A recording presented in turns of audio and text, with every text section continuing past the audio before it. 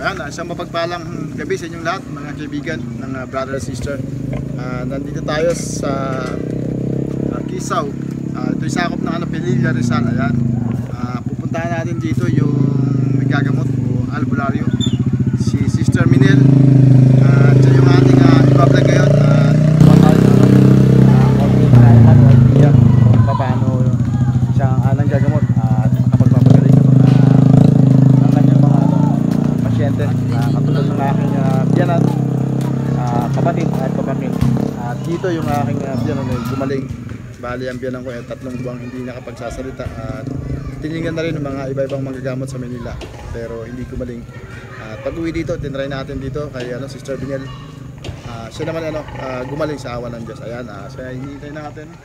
Dahil wala siya ngayon, nandun siya sa halahala daw, pero parating sabi ng anak. Ayan, hintayin natin dito mga kaibigan, mga kalingap, kahit gabi na, para hindi na natin siya balikan sa susunod na araw. Ayan, hanggang muna kayo, samahan niyo ako. Ito lang, tapat lang ako ng bahay niya mga kaibigan, mga kalingap. Ayan, hanggang dito muna, mamaya ulit. Ayan, gabi na, balik na tayo doon, baka nandito na siya, si aling Sister Minel. Ayan. Ayun, si Minyas yung anak, nandito na pala. Ayun, dumating na pala. Magandang Apo. Ayan. Kanina pa kayo? Kararating lang din po. Tensya na kayo, gabi na. Hindi pala madilim, hindi kayo makita.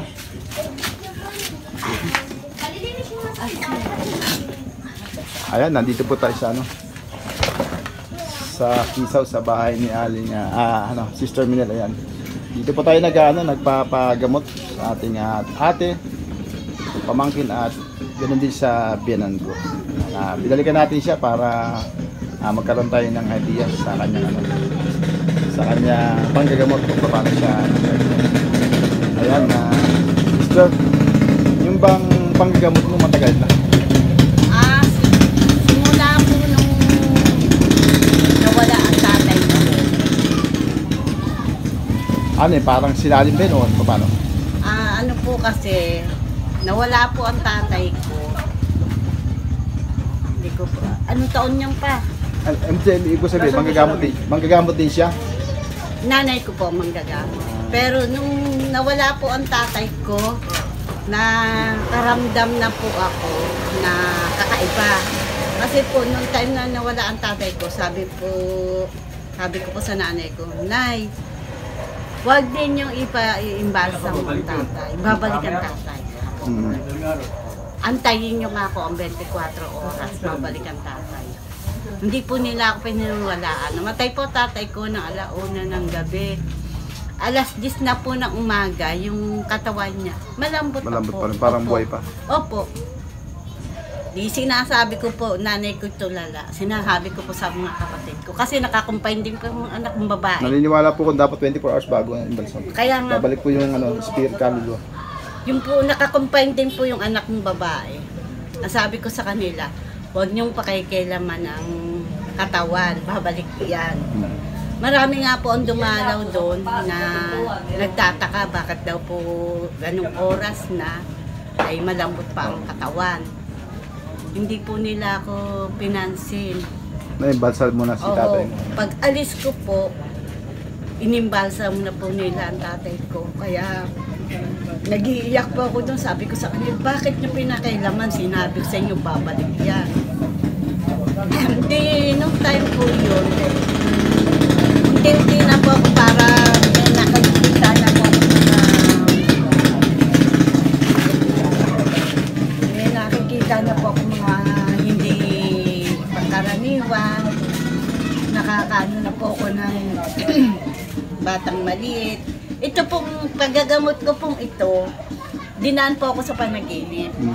Natutulog po kami, magkakahanay po kami ng anak. Ngayon, yung isa ko pong anak na junior niya, Sila ate, naiyak ka sa malalam mo tatay mo? Nasa naiyak ulunan po yung isa kong anak. Napanaginipan po isang batang lalaki. Siguro po edad niya mga 4 na taon. Ang sabi po niya sa akin, anak, may ibibigay ako. Sabi po nung... O yung pong batang lalaki. Anak po tawag sa'yo? Anak po. Kahit parang siya ay bata, ikaw pa talaga. Opo. Sabi niya, anak, maibibigay ako sa iyo. Mga ilang taon po kayo, mga taon yun? Siguro po, mga edad ko'y 45 na ganun po. Ay, mga anak na po kayo. May anak na po. Ginanyan po niya yung palad ko. Pinagtao po niya. Hinawakan niya. Tapos nakapatong po ang palad niya sa akin. Ang sabi po niya, may pagkakalob ako sa iyo. Ingatan mo ito. Huwag mong gagamitin sa kasamaan. Opo. Sa pagtulong sa kapwa. Ayun. Ganun. Di, para po nakuryente ako. Tapos umunat po ako ng ganyan. Pag unat ko pong ganyan, yung junior namin, tinamaan. Tamaan nyo. Oh, tinamaan ko ng kamay ko. Ngayon, tumingin po sa akin yung junior ko. Tumingala siya. Tapos tinignan niya ako maigi. Nagtalokbong siya ng kumot. Sabi, kinabukasan na po. Sabi niya sa akin, Mama, Eh, ibig sabihin po, inasan po yung bata, nawala na. nawala na po, na ano na po sa panaginip. Pero parang naramdaman ng anak niyo, may kausap kayo. Opo. Ayun. Sabi po ng anak ko, Mama, di ba umunat ka kagabi? Sabi ko, oo, bakit? Alam mo ba ang nakita ko sa iyo? Ay kay, ano? Ang nakita ko sa iyo ay yung nakapako. Si Jesus Christ. Yung po, ang nakita ko sa iyo. Parang si Santo Niño pala yung bata, ano? Opo, sabi po niya sa akin, agapayan ninyo at alagaan ang tungtungang ito dahil maraming sakripisyo ang darating kung gagabayan kayo. Sabi po Opo, nung Santo Niño. nung ano po, nang nakagipa. Nakabi pa. Opo. Pag nagagamot po ako, siya lang po ang tinatawag ko. Pero minsan din, may katanungan din po. Kasi tao lang eh. Opo, opo. May katanungan din. Bakit po ako? Makasalanan po ako. Ngayon, meron po kami dating samahan na ano rin po, nag-spiritual. Ang sabi po sa akin, anak, hindi ako kukuha sa mga taong propeta, sa mga taong marurunong. Ang kukunin ko niya at tutulungan ay yung mga mangmang. Sabi po Sabi po nung matanda, sa mga mangmang ako kukuha. Dahil ang mga mangmang ay pilit hahanapin, pag-aaralan ang mga salitang dapat patungkol sa anumang karamdaman. Sabi ko, wala po akong alam, mahina po ang memorya ko. bakit po sa inyong pananaw, bakit po sinabing parang kasi po ang ibig sabihin ng mang hindi nag-aral. Opo. Kasi hindi naman po ako, ang natapos ko lang po ay grade 6. Nag-aral di kahit paano, no? Kaya lang hindi lang nakapagtapos. Opo. Ay, yung pong mga salitang Latin, minsan, ang hirap ko pong bigkasin, ang hirap kong pick upin. Pero ang sabi po niya sa akin, pag hindi nagbigay ng salita sa iyo at hindi mo nakuha, huwag mo ipilit. Hindi para sa iyo. Yun po ang sinasabi niyang pilit sa amin. Ngayon, dumadaan po ang panahon, unti-unti po akong sa paggagamot, sa pagtulong sa kapwa ko. Paano niyo pong nag-upisa at sinubukang maggamot? May kusang pumunta o tinry niyong maggamot? Nung po kasing nabubuhay ang nanay ko, kumbaga po, natuturo-turuan ako. Marunong din yung nanay Ang niyo? nanay ko po ang nagagamot. Hindi may minana sa kanya, hindi naman. Yung iba po, na inano na rin po. At iba pa yung pinadaan sa panaginip, ano? Opo. Ang ang sabi po, pag nag-mission po kami, bawa may gagamutin po sa ibang lugar. Ako po, nanay ko magkakarap ganyan. Pag hindi po ng nanay ko, ako po ang sinasabi ko po yung sistema ng po meron sa katawan, kung po yung mga ugali, yung kung mga pinagdadaanan. Ibig mo sabihin na sister may third eye ka? Pagdama lang po. Dati po bukas ay pinasara ko po, hindi ko po kaya. Kaya po minsan pang dama lang po ang inaano ko. Tsaka yung minsan pumapasok po yung dikta divina. Ano po yung nagpinibig? Yung siya po ng papahatid na salita sa isip lang po. Ayun. Yung po ang dikta divina. Nung po pumutok ang Bungkang Pinatubo, bali 3 araw po, sinabihan ko na to. Sabi ko pa, may pumutok ako, merong napakalakas na pagsabog. Sabi ko gano'n. Ang sabi nito, huwag mo siyang intindihin. Baka kung paano lang. Pagka 3 araw po, diyan mismo sa dagat, nakita po namin yung parang apoy. Ano po? O yun, sabi ko sa iyo, merong pagputok na magaganap, yan pala. Ngayon, Parang ano tawag din yung imanas? vision po. Vision. Ngayon po, itong taong ito, kailangan po natin na mag-ingat. Bagamat po tayo sabihin natin medyo mag-aangat, pero mas malaki po ang tsansa ng paghihirap. Itong mga dati na panahon. No? Opo, tutong dadaan po ito ngayon. Kasi po, dadaan po tayo sa tag-init. Pag tuyot po ang nararanasan. Kaya nga po, kailangan tayo ay may pag-iimtok. Paano po yung ano, tawag ba doon? Yung natuto po yung ganun, parang na ano na... Ano tawag doon? Na napipredict nyo po ba? Minsan po, pag na sa panaginip, ganun. Tsaka yung minsan, yung pong panaginip ko, na itutugma ko po dun sa mga ano ko po sa Facebook, yung gaya kay Balwig, kay Costura, Barga, yun po. Kasi may mga ano din po sila sa Facebook na inaano ko rin po na totoo pala yung dinidikta sa akin, magaganap pala. Kasi kahit sila, nasasabi po nila. Ibig sabihin nyo, sa panaginip nyo, tapos napanood nyo sila Costura, tugma dun sa inyong panaginip. Ayun. Ayun po yung paggagamot nyo, ano pong ang ginawa nyo una kayo magamot? Ano mga karamdaman yung mga pumunta? Ano? Ay, awa naman po ng Diyos. Meron din yung mga may galaw tao. Meron din naman pong mga ano. Kasi mo talaga po, hindi ako tumututok sa galaw tao. Kasi nga, una-una marami kong anak. Opo. Pwedeng kapisada. Tapos po, pangalawa, ay minsan, kakulangan din po ng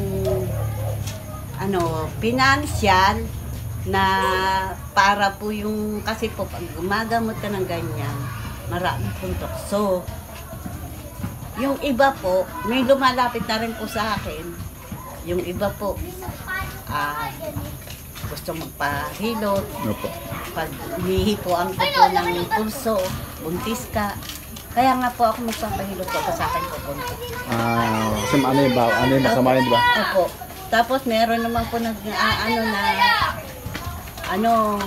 bibigyan kita ng ganong halaga, perwisyohin natin to. Huwag mo kayo Parang inuutusan kayo, parang pakulam ano? Oo, kasi nga po, ang Bigyan ng karamdaman yung tao na nagagalitan. alam nilang gumagamot ako. Kaya sabi, napakahinang klase mong gagamot. Hindi Pero sa iyo ba? pong pananaw, sister, yung bang ganung bagay, magagawa di ba natin yun? Yung parang masama nun, di ba? Pero, Depende po sa gagamot. pero ibig sabihin, dahil sa kabutihan nga, kung matutukso ka sa kasama, pwede rin magawa. Opo, pwede pong magawa. Ganun pala yun. Kasi meron, kasi mahirap po kasi yung sistema ng yung bawa po, iba talaga, gipit na gipit. Bibigyan sakit yung tao. Oo, doon maano, kasi po madali pong pagpunan. Matutukso siya, no? Oo. Ay, yun nga po yung binibiliban nung aking ate sa iyo. Bali po yung mga ibang ginagamutan, meron ba namang tayong na-experience na hindi naman gumaling, gano'n? Ay, meron din naman po siguro. Yung mga taong din mo po kasi nawawala, yung nagpapagamot kunyari, Tapos wala naman po paniniwala. Oo. Yun, yung mga ganun po. Ay, meron po bang case na ramdam nyo na hindi ko mapapagaling siya, na ituturo mo halimbawa sa iba gano'n sa doktor? Opo. Pag ako po yung naglapat at galaw tao po, sinasabihan ko po sila, ako po, magbibigay lang po ako sa inyo ng first aid. Opo. Pero, ihahanap nyo po to ng katapat. Hindi ko po to kaya. Mahirap po akong makialam. Talaga sinasabi ko po sa kanila. Pag ako po'y gumamot pati, sinasabi ko po sa, pag hindi gumaling, dali nyo na sa ospital. Hindi na Pero doon sa sa experience nyo, yung mga sinasabi natin, yung laman lupa, ganyan, di ba? Meron din ba kayo na na parang nilalabanan kayo tapos nakakaramdam kayo ng hindi maganda sa inyo? Opo, nakaranas po ako. Hindi ba kayo nangangamba na isang na baka makatapat kayo ng mabagsik na hindi nyo makayanan? Ay, sa pakiusap po yan. Kasi, hindi naman po ako basta nananakit eh. Pag alam ko po na nakikiusap po ako. Usap po kami, isip lang. Nakikipagdaldalan po ako, pero isip po yung gumagana sa Pero, sister, yung imanasyon ba yung isip mo? Nakikita mo ba siya minsan sila? Minsan po nakikita ko. Minsan po, ito, sinasabihan ako niya. Minsan po, pag lalo't maliwanag ang buwan, nakikita ko dyan lalaki ng barko. Barko? Oo, barko po. Dumadaong po sila Diyan? dito. Parang mga sinaunang tao na namatay nung araw? Hindi po. Mga engkanto po. Meron din silang ganun? Oo. Parang mga sakyang pandagat? Opo, meron po sila. Mas magaganda pa po sila. Parang yung napanood ko kagabi sa Biliran. Totoo po yun. Kinikilabutan talaga. Yun yung talagang Totoo po yun. pinakakatayon sa isipan ng tao. Kaya ni palalabas sa pelikula eh. Yung ganun ko. Kasi totoo naman talaga yun. Napanood ko sa ka Jessica Soho. Tsaka kay po yung bang artistang siya, no? Opo, Elizabeth Oropesa. Napanood ko kagabi. Opo. Totoo po yun. Ang minsan lang po talaga, bilang isang tao, minsan, rin po ako na magpapagamot din ako sa iba. Rin ako sa Doktor. Oo. Di ba po sa doktor, paturan lang po, yun sa katulad ko. Kasi siya magagamot din. Kasi yun inahanap mo ng katapat. Yung Kumbaga yung sarili mo, hindi mo kayang gamutin ng mga orasyon ba? Tawag nun? O yung Latin ba yun? Yung sarili mo mismo. Ibang tao dapat na maglapat siya ng gano'n. Opo. Ayun. ang bawat sinalita po kasi ng Panginoon Diyos, may kanya-kanyang antas yan. May mas malakas doon sa unang isinalita. Kasi, gaya ko nga po, hindi ako marunong ng kaliwa, puro kanan lang po ang gamit ko. Ngayon, pag may ginamot po akong bumelta sa akin, talagang sinabi ko dito, magpapagamot ako. Hahanap ako ng magagamot. Pero hindi niyo po naranasan na parang gusto ka lang ganunin? Nang halimbawa matapatan ng ganun, meron na kayo naranasan? Meron na po. Tao yan, gumawa nun? Opo, nakaranas na po ako. Naghuhumiyaw po ako sa sakit. Ano yung ganun dumating? Inggit ba yun? Ay, yung iba po, hindi, yung iba naman po kumbaga bumelta. Yan po ang nun. Nahuli ko, tapos itinuro ko sa iba. Di syempre po nahuli ko. Akong babalingan kasi Parang ayaw niya mabisto sila, no? Oo. Marami na po naman di kahit papaano na kakapunta rito, nagpapagamot. May mga manggagamot din naman po talaga na pupunta. Ayun, sister, experience mo ba yung kunyari nagpapagamot lang pero kumukuha lang ng idea sa yung Oo, marami. Wala na informasyon kung marunong din pala siya manggamot, parang gano'n, meron din gano'n. Nakaranes pa rin po ako matatanda pa nga po magagamot yun. Parang malalaman na yung pala yung marunong, yun naman sa'yo, lumapit na gano'n. Ano po kasi yung connection po. Pag pareho po kayo ng ginagamit na salita, may kuryente pong... Ano ba yung sa inyo? Dasal, Latin ba yun? O paano ba yun? Dasal po na Tagalog, Latin, gano'n. Pero si Jesus Christ yung ating tinatawag. Ama namin lang naman po. Abagin na Maria, sumasampalataya. Ano ba tawag sa'yo? Bilang magagamot, albularyo ba tawag? Kasi nagtatawas kayo, di ba? Opo. Doon nyo ba yung nakikita yung yung karamdaman ng tao o yung gumawa? Opo, doon ko po naaanuhan, tsaka yung sinasabi. Sabihin sa akin, ano yan, tao yan. Encanto yan. Yung po kasing iba, ng mga nagpapagamot, sasabihin nila, paulit-ulit lang daw ako na nakikita ko ng Encanto, sa tubigan, sa batuhan. Oo.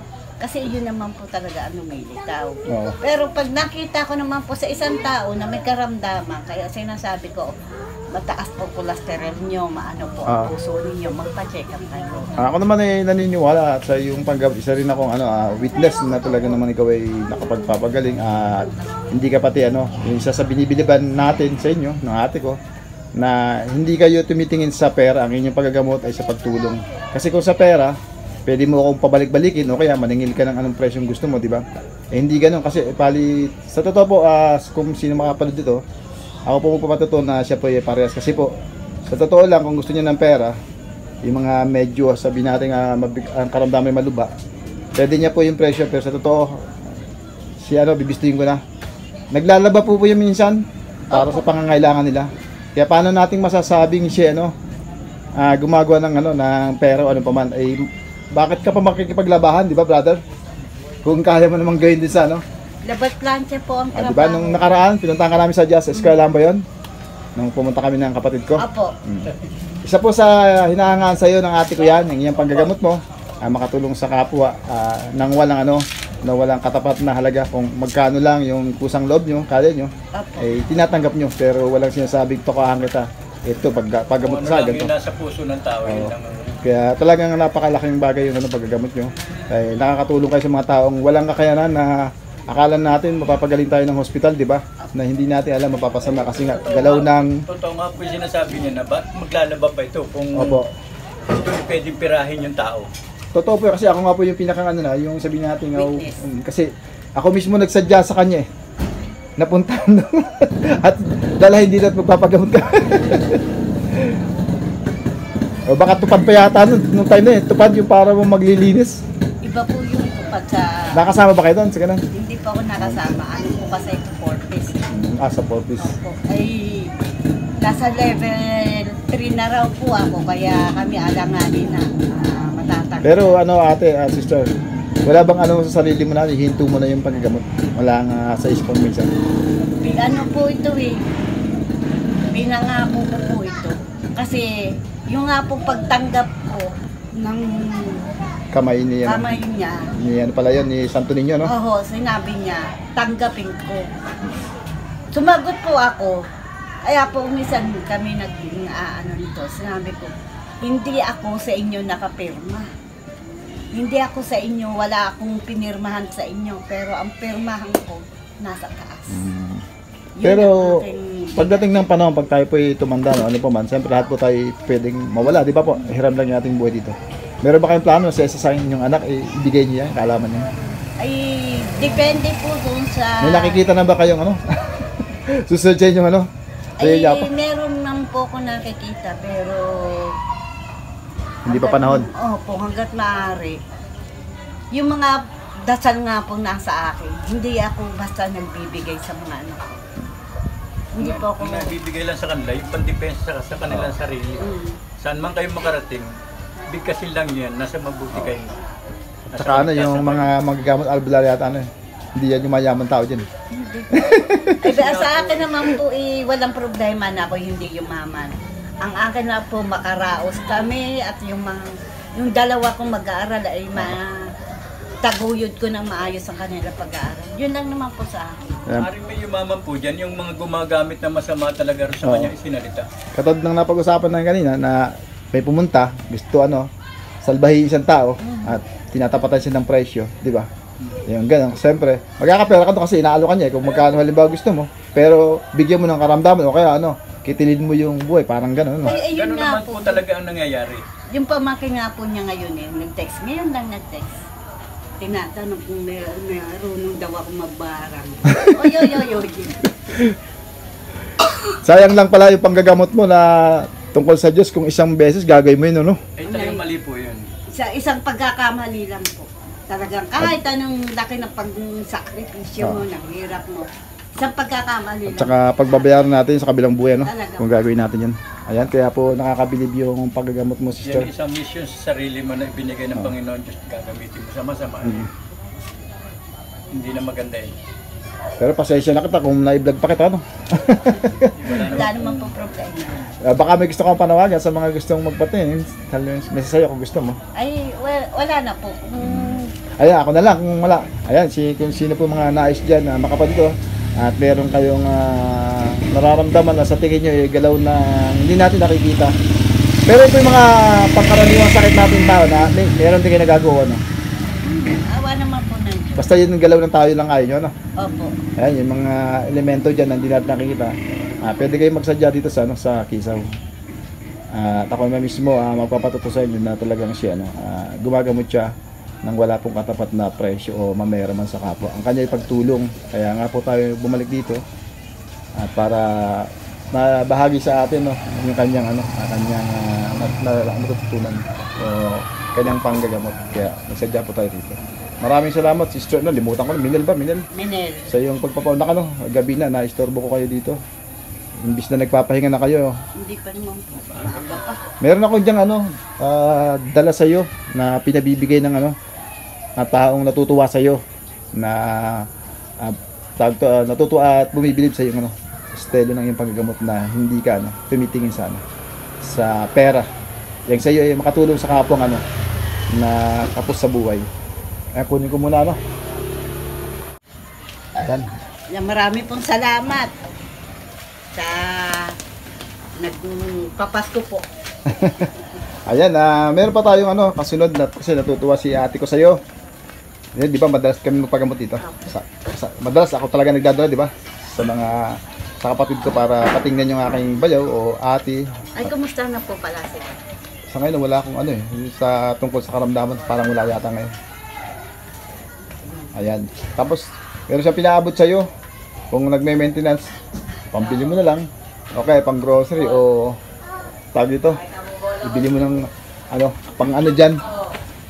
Ang katapat niya, pang ulam. Sa inyo na lang po kung ito, sana ayan po. Marami pong salamat. Ayan, Tibet, God bless po. Marami pong salamat sa binigay po ninyong malaki pong tulong para sa akin, sa pamilya ko. Huwag po kayo mag-alala, kasama po kayo sa panalangin. Amen. Ayan, maraming salamat sa pinaabot mo rito kay Sister Minel. Maraming salamat at sana ay bigyan ka pa ng mahabang buhay ng ating Panginoon. At ganoon din kay Sister para mas marami pa siyang matulungang tao na may mga karamdaman. Maraming salamat. Pasensya na sa istorbo, gabi na. Kayo nga nag-antay. Ayan, hanggang dito lang. Maraming salamat. Maraming salamat din po. Bye-bye. God bless po. God bless.